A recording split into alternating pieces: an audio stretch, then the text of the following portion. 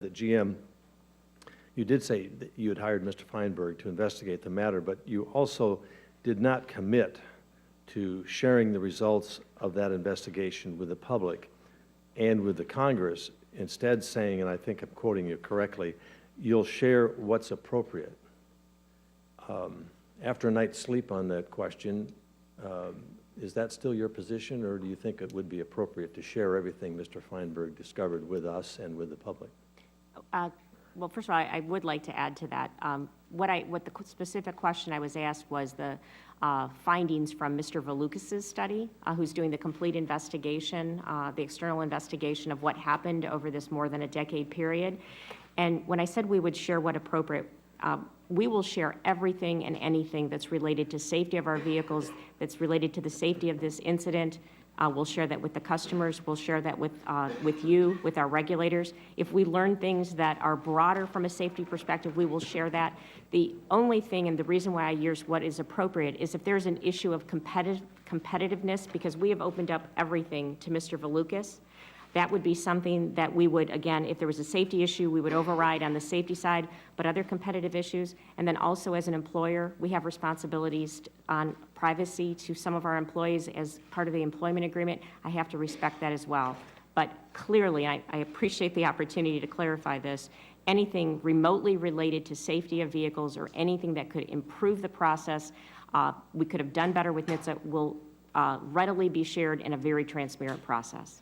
Well, I'm glad you clarified that, because I think it raised concerns with all of us relative to that. So just to make the record clear, anything related to the safety issue will be shared with the public and with the Congress. Absolutely. Were you aware of this problem when you were offered the chairmanship of the CEO position at GM? I became aware of the recall on January 31st. I was aware in late December that there was analysis going on a cobalt, but I didn't even know what the part was.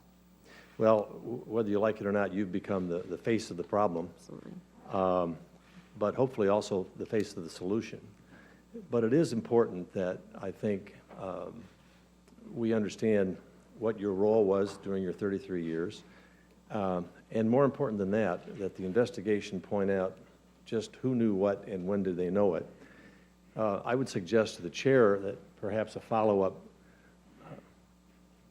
subcommittee hearing potentially involve those who held the leadership in the key positions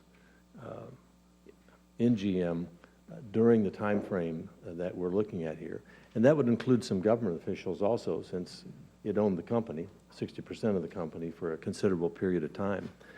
And so I say that because I think we need to hear from people who had the key positions in GM that perhaps had knowledge of this and made a decision, either on a cost basis or for whatever reason, to come before the committee and explain their role in this, rather than dumping the whole issue on its new CEO. But again, as I said, you've taken on this duty, and like many before you, including presidents of the United States, what is anticipated that your role will be turns out to be something very, very different. But we're going to need your complete cooperation as we work through this difficult issue. But I think also I would suggest to the chair and the vice chair that we seriously consider bringing before us those who were in positions of responsibility when these decisions were made.